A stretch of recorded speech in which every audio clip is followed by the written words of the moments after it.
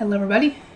Yeah, the one I had originally picked was a comic. Or a manga or whatever. I didn't even realize it till I opened it. Should have checked that. So I guess 9 times out of 10, if it doesn't let you read a sample, then it's most likely a manga. Anyway, I found this one. Dang it, what's it called? Come on, stupid thing.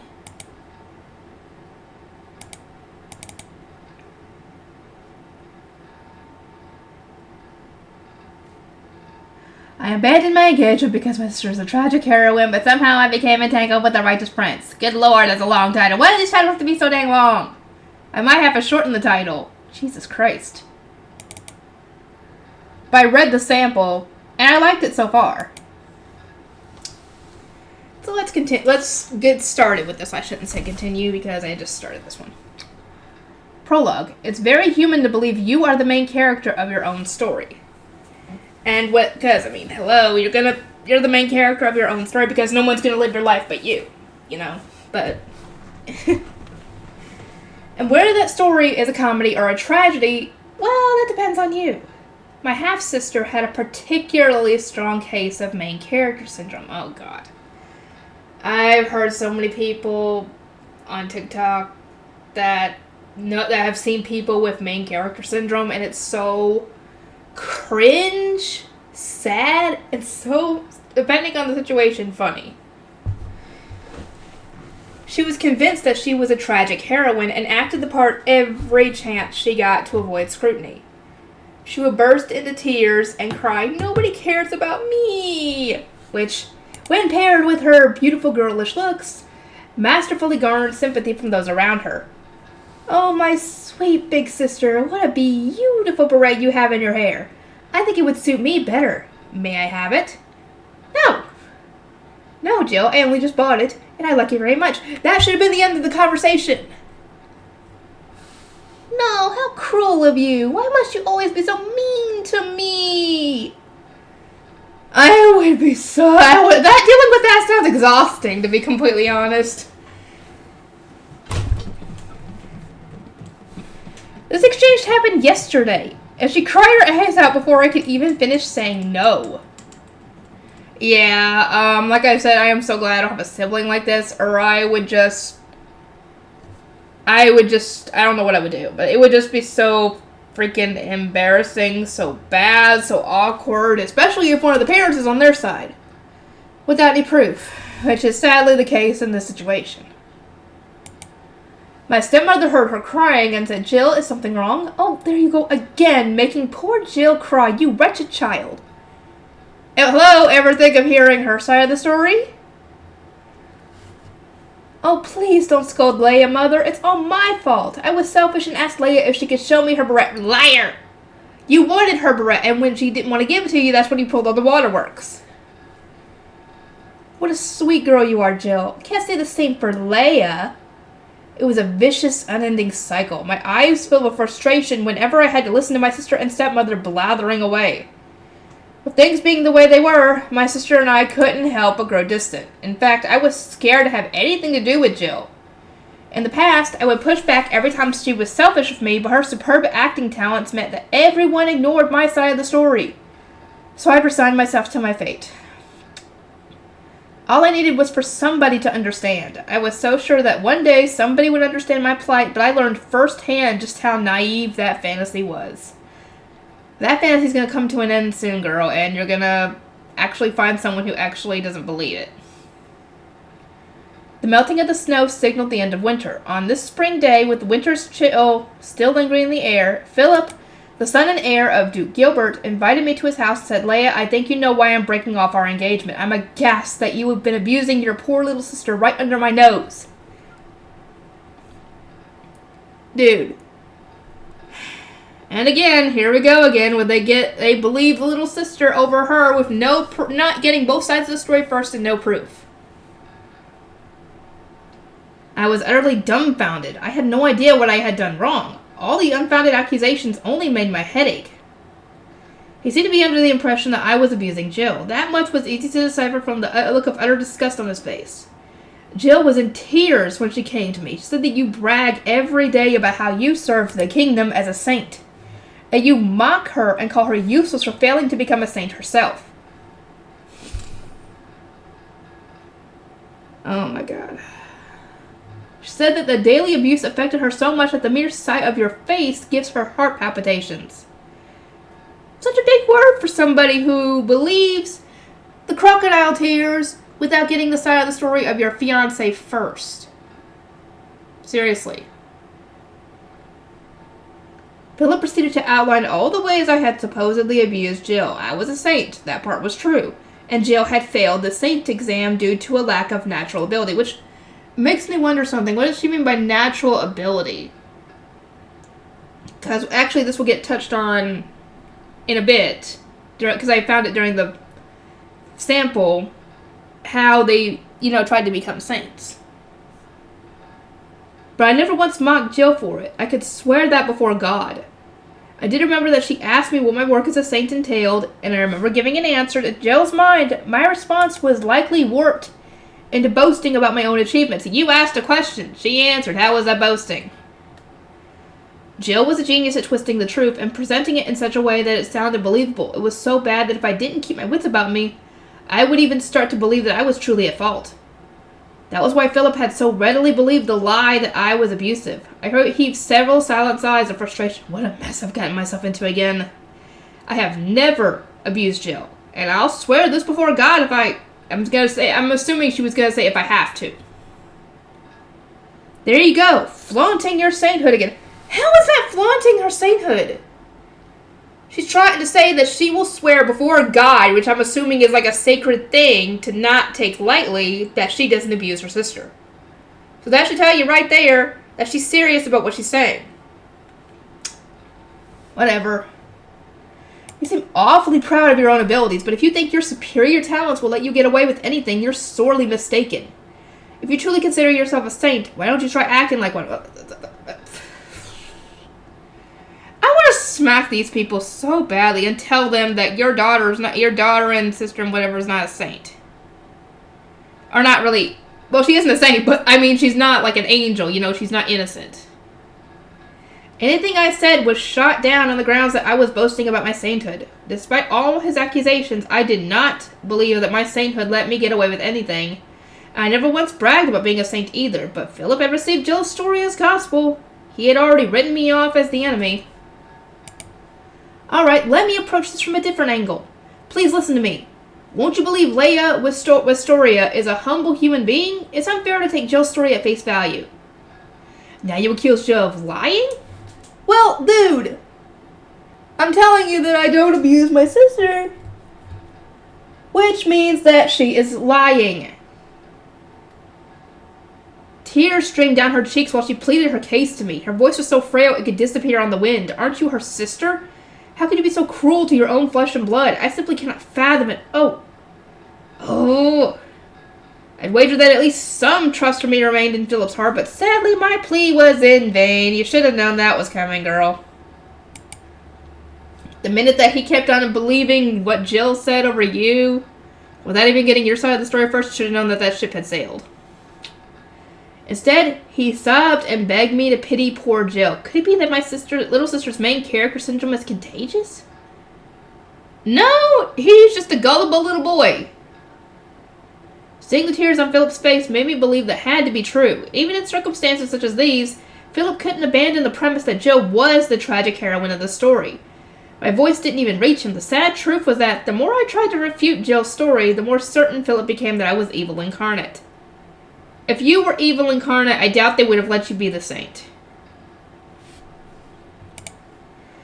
As for Philip, he was lured into this narrative by the romance of being the hero protecting Jill, the heroine. Seeing his besotted state made me realize any attempts to win his trust would be pointless. Fine, if you don't believe me, that's your right. Well, I must go now and put up some magic barriers. Maybe I should have played the fragile victim like Jill. No, if you tried that, he would have essentially berated you for acting like a victim when you're not, when you are. But I just couldn't bring myself to do that. All I could do was implore people to realize Jill was wrong. In the end, I became the villain of the story. If Philip had a shred of trust in me left, we could have patched things up, but as long as the premise that I was the bad guy held fast in his heart, we would fail to reach an understanding no matter what I said. Besides, I had work to do. I had to fulfill my duties as a saint, the very profession that Jill used to accuse me of abusing her with. My task today was to erect magic barriers in the forest to the east of the royal capital to keep the monsters out. It was a direct request from the royal family of Elshide, so I couldn't dilly-dally. Hey now, I just ended our engagement. Isn't it a bit too soon to take on new work, you capricious rich? Dude! What were you expecting her to do? Cry? Beg?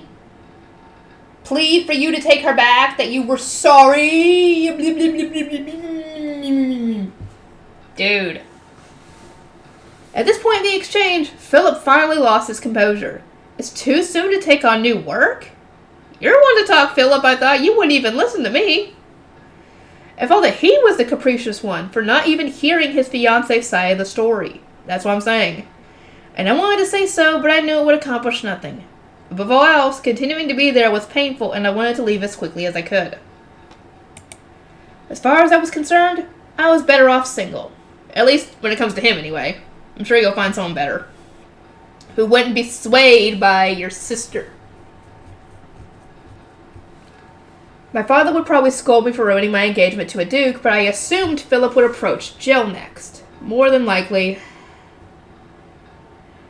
And the fact that he didn't believe you even for a second that she might be lying, there has to be some truth that he was probably preferring her over you to begin with. I could practically see it happening already. That way our house would still marry into a duke's family, so it shouldn't disadvantage my father in any way. Besides, Jill had already ensnared Philip's heart. I had no proof, but my long years as her sister left no doubt in my heart that it was so. I agree. I entered the carriage parked outside Philip's manor and headed for the forest to the east of the real capital. As I rode in the carriage, I ruminated over what Philip had said. They really had some nerve, claiming I was flaunting my status as a saint. I knew that Jill was insecure over my being a saint. 3 women of the kingdom were selected as saints to protect Elshide from harm, and each saint was assigned to a church. Yeah, this is where we're getting on the info on how they became saints in the first place. Or how they become saints, I mean. The main religion practiced in the East was the Aegis faith. It was the national religion of Elshide. Every kingdom that practiced the Aegis faith employed saints, of which there was always 3. The reason there were only 3 saints was because 3 was considered a holy number in Aegis. But therein lay the cause of the discord between Jill and me. 2 years ago, an Elshade saint retired, so the church held examinations to select a new saint. Jill and I took the exams together. We both passed with flying colors and made it into the final 7. House Wistoria had produced a long line of renowned mages, and Jill and I were born with magic ability far above normal. Naturally, we held an advantage in exams that prioritized magic. So we both made it to the final round of exams, yet Jill rejoiced as if she had already become a saint. Yeah, don't be getting too excited, that'll be your downfall.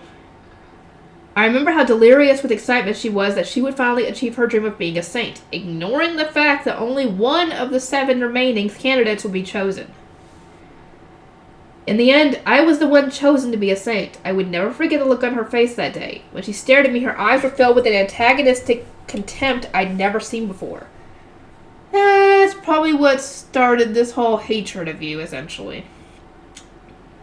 That was likely the first time those negative feelings grew so big inside of her. It's just not fair, she cried, blaming me for her loss.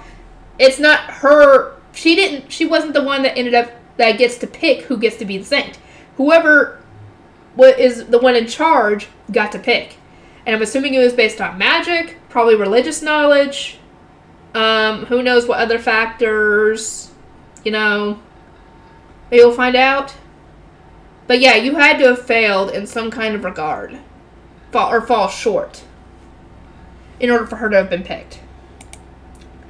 From then on, she alleged to everyone that would listen that I was flaunting my position as a saint. No matter how hard I asked her to stop, she refused to hear it.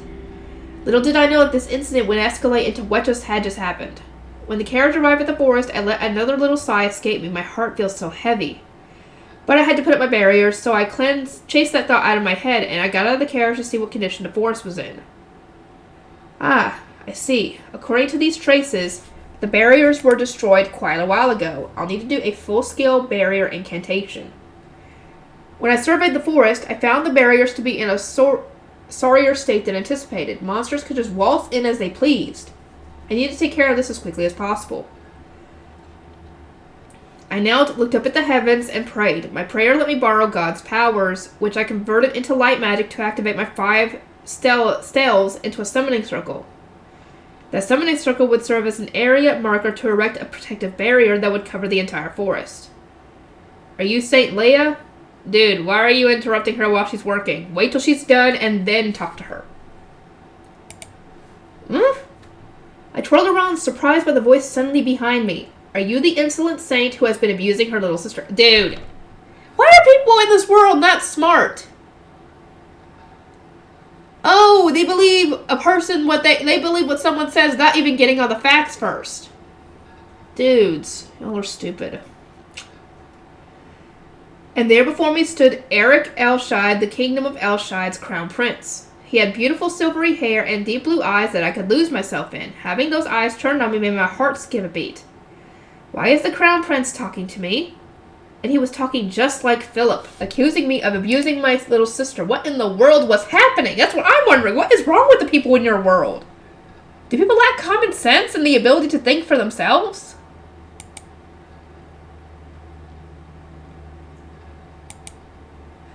Chapter 1, The Tragic Heroine and the Righteous Crown Prince. What? Why aren't you speaking? Prince Eric demanded, gazing harshly at me.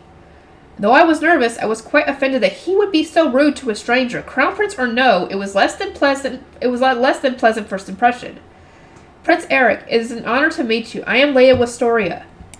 This abuse of which you speak, it never happened. None of might. I paid my respects to the prince while continuing to work on the barriers. I had just managed to unleash enough magic energy into the summoning circle to erect a barrier around the entire forest, so I wasn't about to cancel the spell, not even for the crown prince. And naturally, I took the opportunity to deny the claim that I had abused my little sister because it was untrue. Well, my friend Philip said that you abused your sister quite severely, causing her great psychological trauma. Yes, I heard the same story from Lord Philip myself, Your Highness. But these claims are groundless. I can only assume Jill has a persecution complex. Yes, but abusers are rarely aware of their actions, so you may only think you're innocent. Eric's claim was technically not wrong, and I wouldn't blame a third party for siding with Philip, but the prince did not know Jill. Jill had a very active imagination, so she surely believed I was abusing her. In other words, no matter how hard I denied her claims, they would still be real to her. That's why Philip found it so easy to believe and sympathize with her. At this rate, the lie that I had abused Jill would become truth by consensus, no matter how hard I tried to clear up the misunderstanding. They would likely perceive that as a common ploy of an abuser, hence the mess I was in. It was incredibly difficult to correct someone's perception when they've deluded themselves. This was something I knew all too well. Yeah, you knew this with Jill, definitely. Say what you will, but I have never said anything to denigrate Jill. I've heard that you are a righteous and equitable man, Prince Eric, so I'm shocked to see you jump to such quick conclusions over a matter you know nothing about, based on the testimony of one person. I guess rumors can't be trusted, can they? Oh. Uh-oh. I just snapped at the prince without thinking. I immediately regretted opening my mouth. I suppose I was still quite stressed from my fiancé breaking off our engagement. Jill had put me in a foul mood for more reasons than one. And on top of that, a prince I had never met had to call me an insolent saint who's been abusing her little sister. It was only inevitable that I would snap at someone. Even saints can only put up with so much stress, and I was especially fragile today given that my engagement had just been broken off. Besides, I didn't care if he was the crown prince. I couldn't just sit there quietly and take his mistreatment. Even if he wouldn't believe me, I wanted to at least defend myself. Still, that didn't change the fact that I said the wrong thing, and now I was in a real fix. I had just picked a fight with the crown prince. It was likely that rumors of the saint who abused her little sister had spread all the way to the royal family. Against my will, a future where I was no longer a saint flashed before my eyes. I see, you are correct. I know nothing about the matter, but Philip came to me with actual tears in his eyes and told me how cruel you had been to your little sister. I suppose seeing my friend cry like that allowed my emotions to get the better of me. Yes, think of logic. Prince Eric thoughtfully folded his arms and nodded. His one-sided attitude had made me snap at him, but at least he was willing to hear me out. But I was still surprised to hear that Philip had bought into the tragic heroine narrative so readily that he had even cried in front of Prince Eric. To think that Prince Eric could be so swayed by a rumor alone. My little sister is a force to be reckoned with. Alright, let's start over. I'll get to know you first. You're right, it wasn't fair of me to believe Philip's testimony. I will apologize for that. Thank you. Your Highness. After giving a light apology, the prince sat on a nearby boulder and stared hard at me. Is he going to just keep observing me like that? A part of me found him fascinatingly earnest, but I was a little frustrated, and I had a reason for that. A very good reason. He was sitting in the path of danger. Your Highness, get down! I threw a knife at the monster, about to attack Prince Eric from behind. My magic knife ended the monster's life instantly upon contact. Even while erecting these barriers, I still had enough magic for simple spells. Then again, endurance was a bare minimum for a saint. If I couldn't accomplish a simple feat like that, I wouldn't be one in the first place. We were in a forest near monster territory. This was the sort of place where barriers were usually erected. As such, it was not the sort of place where a crown prince should set foot. Prince Eric's actions could only be described as reckless. It was entirely plausible that a monster would attack us while I was in the middle of erecting my barriers. But Eric's bodyguards were nowhere in sight, and I had no idea why. Wasn't that what bodyguards were for? Yeah, dude, where are your bodyguards? Did you tell them to go stay back while you went and talked with her? Good lord. Prince Eric, I must advise you to leave this place. If you're hurt, it will be my responsibility, so please leave. Huh? Just then, Eric unsheathed his sword and charged at me with ridiculous speed. His nimble approach, like a silent gust of wind, was inhuman.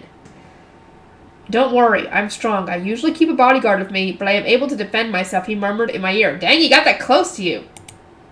I turned around to see a giant monster impaled on his sword. I had heard that Aishad's crown prince was incredibly gifted in both his studies and in athletics. But his swordsmanship was shockingly first-rate, too. Wow, he detected the monster's presence behind him almost exactly the same time I did.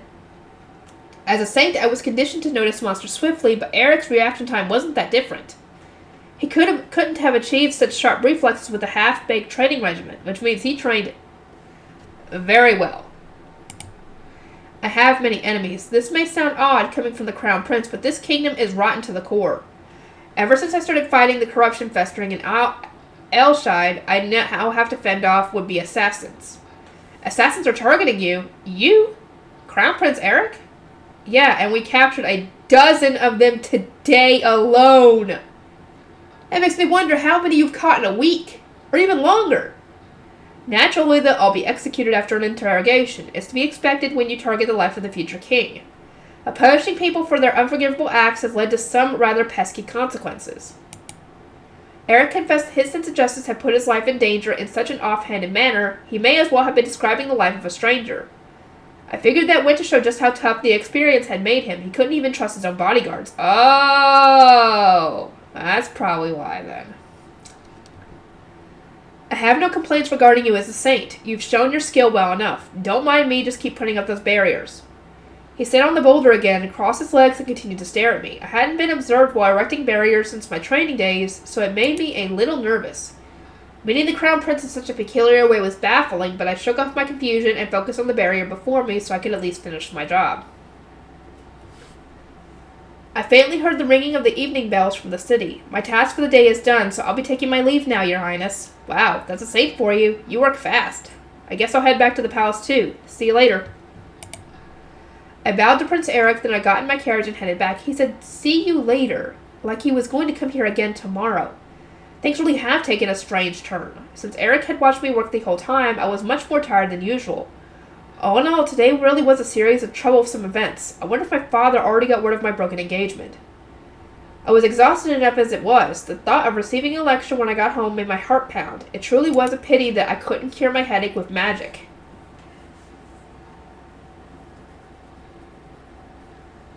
Welcome home, my sweet sister. I hope you had another lovely day doing the Lord's work. You have a lot of audacity, lady, to approach your sister that way when you cried abuse to her fiancé and broke off her engagement because of that. I entered my house with a mounting sense of dread, but Jill greeted me with a warm smile. Everyone who knew her said she had the smile of an angel, but I regret to inform you that, to me, it looked like the grin of a devil. Jill, you told Lord Philip that I was abusing you, didn't you? Why would I ever say anything bad about you to Lord Philip? Oh, you're too cruel. Oh, Leia, you're just so mean. Oh, my God. Kinda wish Philip was here to say, wait, why are you denying that you told me this? Hello, it's gonna catch her sooner or later. Jill's eyes instantly welled up at the mention of that cock and bull story she told Philip. Ah, there she goes again. Crying shall commence in 3, 2... The speed at which she turned on the tears was extraordinary, really. In a way, I was impressed. And the swiftness with which she turned on the waterworks correlated positively to the degree of trouble it caused me.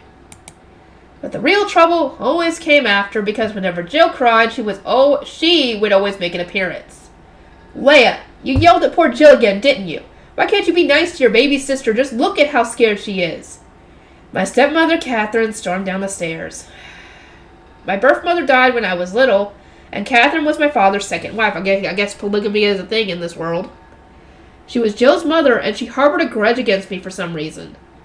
Probably because you were the daughter of his first wife, and thus she is jealous of that. Meanwhile, she loved her precious baby Jill to death, so whenever Jill cried, she was quick to blame me. When I was chosen to be a saint and Jill failed, she stormed into the church and threw a fit. Yeah, that ain't gonna help you, lady. You're a freaking Karen, that's for sure. Helicopter parent, Karen, whatever, still all. I also got an earful from her, making the day I became a saint a more troublesome than happy memory. Oh no, my relationship with Catherine was even rockier than my relationship with Jill. What upset me the most about Philip breaking our engagement was that I might have to continue living here now. Nothing felt worse than living in a home where 2 of the people who lived there hated you. Oh, Mother, please forgive poor Leia. Lord Philip broke off their engagement, and she's awfully distressed about it. Jill had a smug look of victory on her face as she came to my defense. I'm willing to bet that she did that not only because she's still pissed about the whole saint thing, but because she wanted Philip, but Philip didn't pick her. That's probably what happened. It was vexing the cunning way she omitted the fact that she was the reason Philip broke off the engagement in the first place. But I know how Jill's mind works. I know she genuinely convinced herself she had nothing to do with my broken engagement.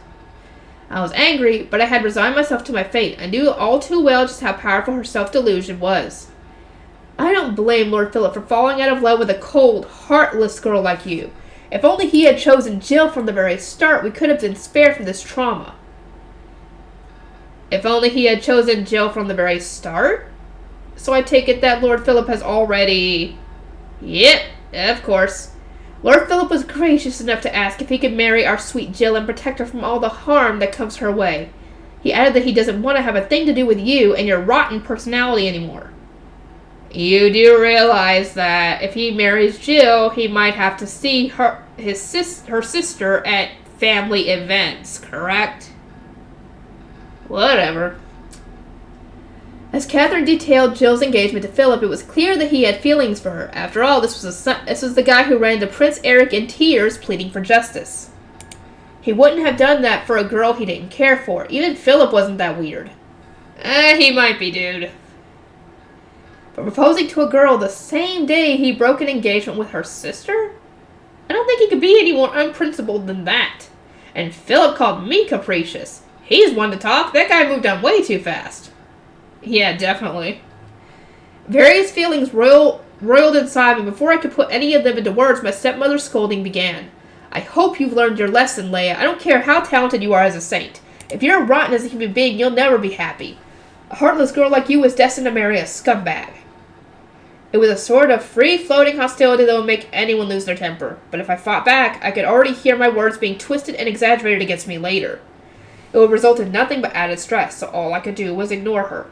I had long since given up on getting her to understand me, and to make things worse, I still had the same lecture from my father to look forward to later. After all these years, I had no doubt that my father's words wouldn't hurt me, but that confidence didn't make it any easier. The whole thing just made me feel so hollow. For crying out loud, what are you two bickering about in the doorway? Speak of the devil, I murmured under my breath as my father emerged from his study. He wore his usual mask of ineffectual frustration, but his eyes betrayed his true feelings. He wanted to resolve his conflict as soon as possible, even if it meant making me the bad guy. Oh, Father, I'm so sorry. Leia and I were having a little spat, Jill snibbled. Darling, Leia has been cruel to Jill again. Do talk some sense into her. Oh dear, again, Leia? Oh my god. Someone needs to smack these guys. Badly. Smack some sense into them. Forced to follow the same script for who knows how many years, how many times now, my father looked at me as if I were a tumor. He probably didn't care who was telling the truth, whether I truly was a villain or Jill was blowing everything out of proportion. To be blunt, my father's indifference was the main cause of our strained relationship. If he could only blame my stepmother and sister just a little, if he would only hear my side of the story, things wouldn't have gotten as bad as they were. But my father wouldn't speak up, nor would he listen. He liked to play it safe and steer clear of hassle. At least outside of the home, he acted as a proper count and maintained his land, so it couldn't be said he totally ignored the world around him. That was his one saving grace. If only Leia didn't live here, our family would be so much more peaceful. Mother, that would be so unfortunate for poor Leia. Then again, if I were an only child, I would be so much happier. Oh no, I shouldn't say it, and mustn't indulge in such wicked thoughts. You are such a sweet girl, Jill. Oh my god, these people are Delulu. They are Delulu! To high heaven!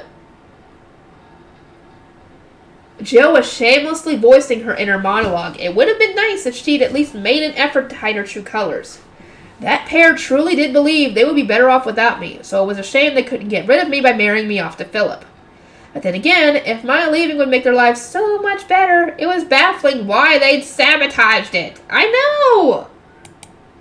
Anyway, Leia, I'll see you in my study. Master Pastoria! Oh dear, our servant Bob yelled. The abnormal fluster in his voice drew everyone's eyes toward him. We knew there must be some emergency. What's the racket all about? My father demanded. The Crown Prince! Prince Eric, he's come to call. My parents let out a muted gasp. Prince Eric, you say? Oh, he's my dream man. Oh, God. Everybody, I'm guessing, is your dream man, little lady.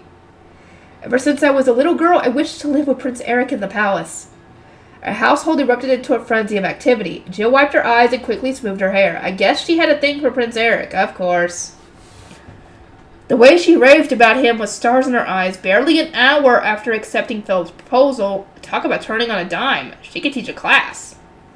Still, we had no idea why His Highness would grace our humble home with his presence. I could only assume I'd offended him back at the forest and he came to complain. Either way, this was still going to be a big hassle.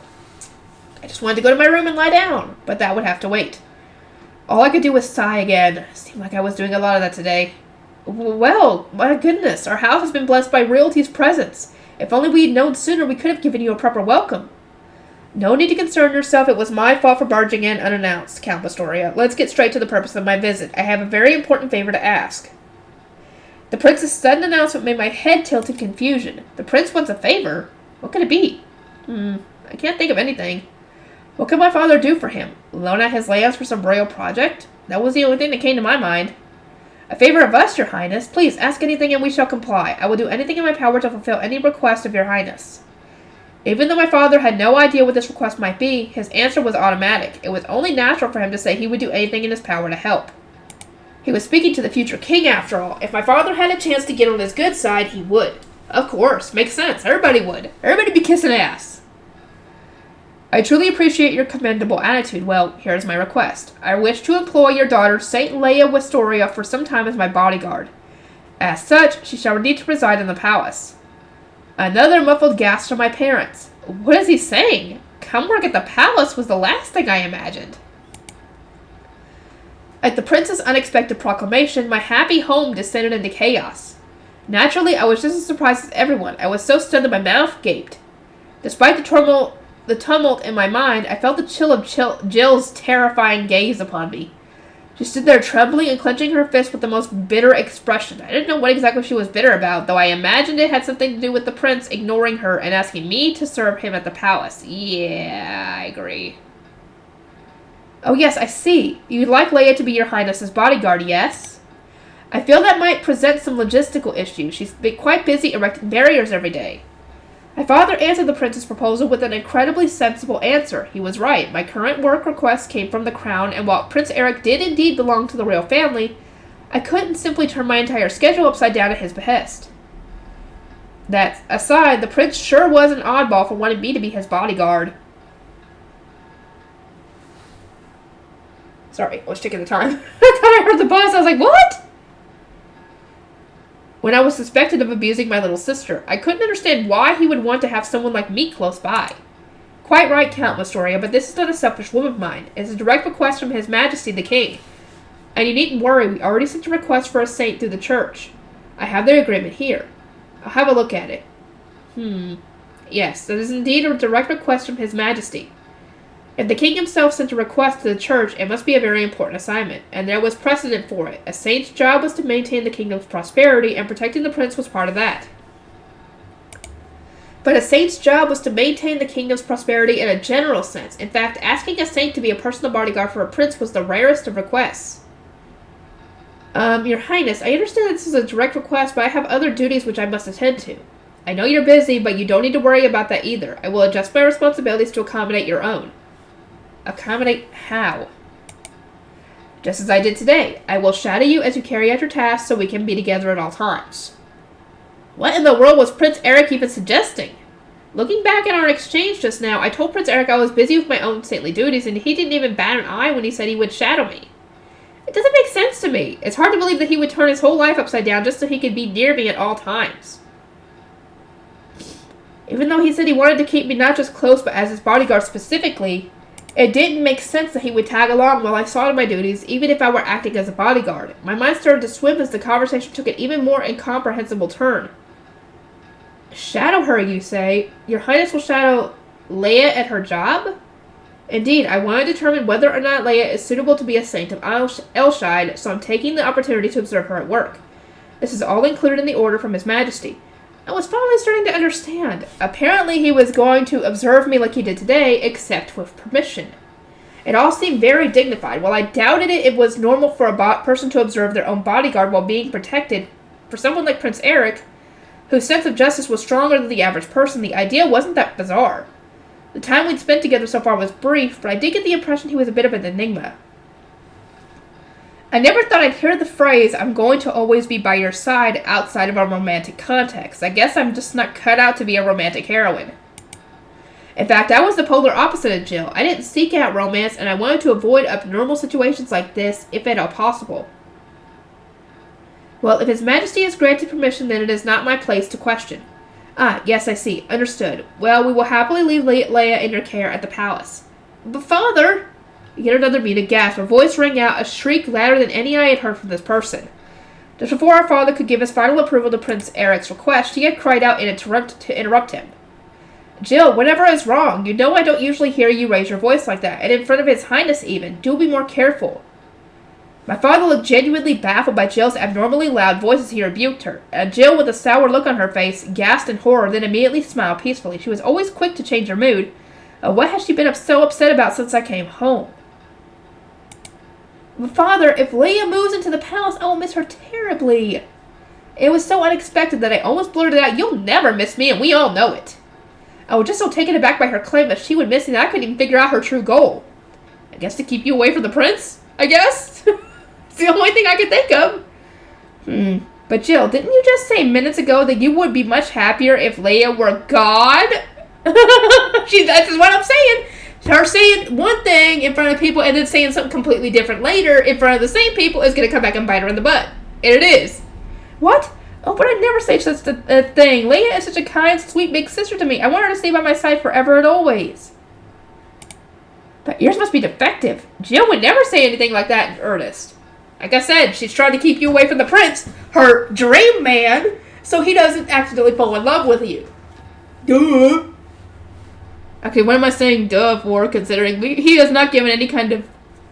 Oh, then again, this is like a future long-term thingy. How could a girl who accused me of abusing her day in and day out turn around and say she wants me to stay by her side at all time, of all things?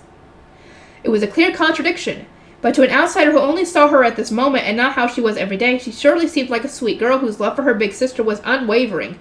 Oh, what a uniquely exasperating predicament. So you're Jill... Oh, wait, the prince knows that, from Philip himself, that she was abusing Jill, so this doesn't make any sense to him either. So you're Jill Wistoria. Philip Gilbert is a friend of mine, you know. Now, according to him, Leia has been abusing you. He said you were the one who told him so. Is that true? You're getting called out. That's right. Prince Eric had heard Jill's side of the story through Philip. It was only natural that he was able to see how her words and actions contradicted each other. You think I spoke ill of my sweet big sister to Lord Philip? But I would never do such a thing. What I said to Lord Philip was that Leia was so incredibly talented that I felt like an utter failure. I was merely lamenting to him because I felt depressed. Lies! With tears in her eyes, Jill told Prince Eric the truth as she saw it.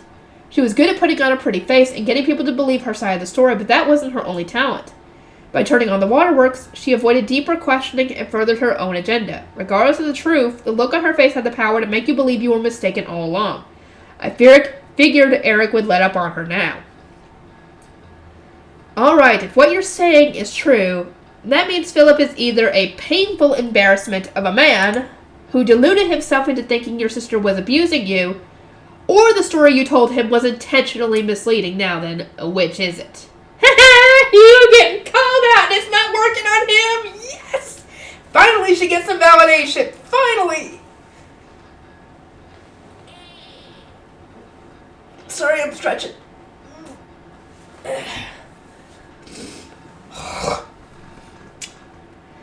Eric betrayed my expectations and calmly pressed Jill further without flinching. Jill's story was full of contradiction, yet it was still unusual for anybody to keep digging for the truth like this. What are you saying, Prince Eric? Why are you being so mean to me? She sniveled, tears streaming down her face as she blatantly refused to answer the prince's question. And there it is.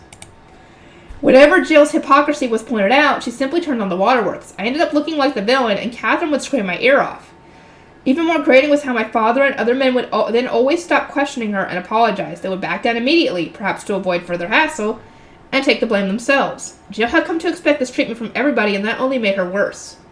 Your Highness, I don't know what Lord Philip told you about Leia and Jill, but as poor Jill is crying, couldn't we perhaps drop the matter?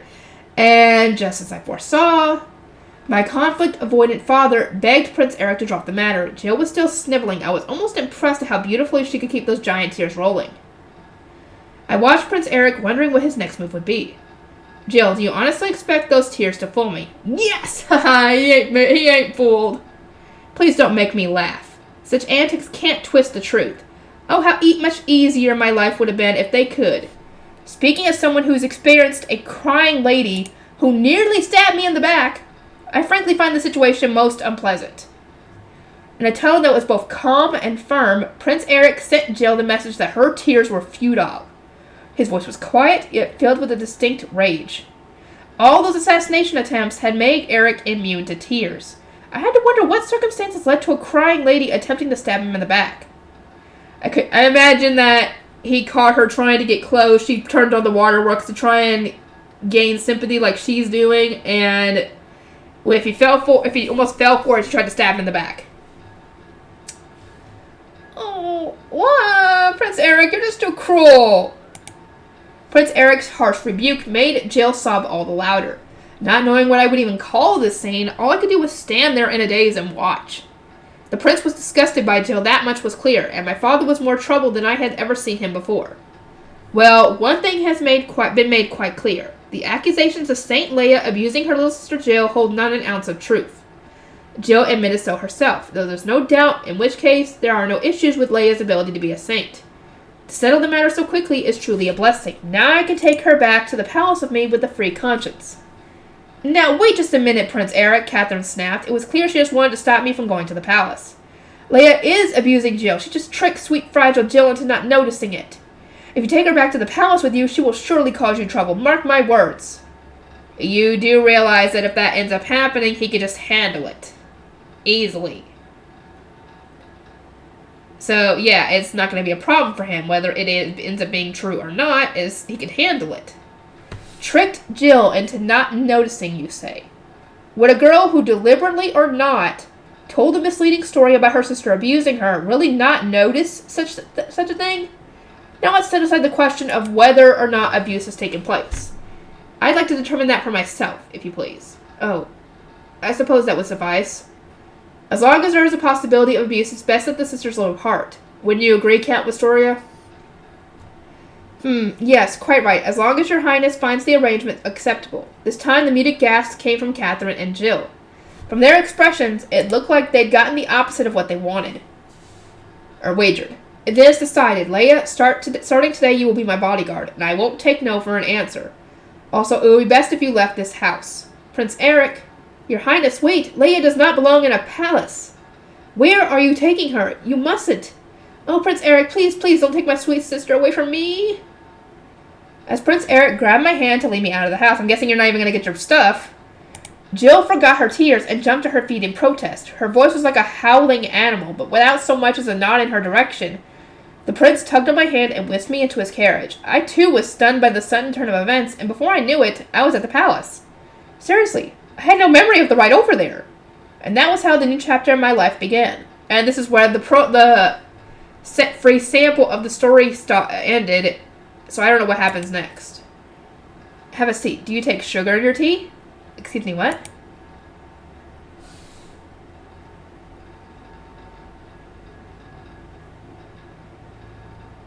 Yeah, bye-bye.